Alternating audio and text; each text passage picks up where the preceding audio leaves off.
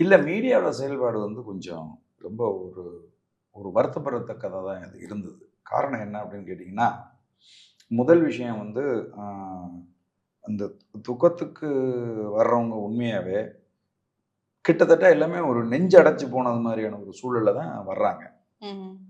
வந்து பாரதிராஜா அவர்கள பார்க்குறாங்க.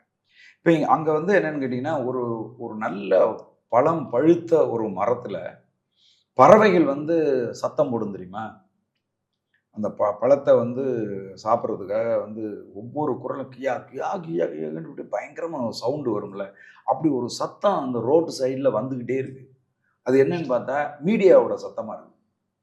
அவங்க சவுண்ட் பயங்கரமா வந்து சத்தம் போடுறாங்க. வர்ற ஒவ்வொரு விஐபியும் வந்து இத பத்தி ஏதாவது ஒரு கருத்து சொல்லணும் அப்படின்னு விரும்புறாங்க. ம். சிலர் கருத்து சொல்ல விரும்புறாங்க. சிலர் விரும்பல. அவங்க மனசு சங்கடப்பட்டு அவங்க வந்து போறாங்க. இப்படிதான் நாங்க இரவு 3, 3:30 மணி இருக்கும். நாங்க வந்து பே இங்க எல்லா வேலைகளையும் முடிச்சுட்டு அண்ணன் வீட்டுக்கு போறான்ட்டு போறாங்க. அப்போ உடியாந்து கேட்கறாங்க. "அண்ணே 2 வார்த்தை சொல்லிட்டு போங்க அண்ணே" அப்படின்னு. அண்ணனுக்கு வந்து வருத்தம் வந்துருச்சு.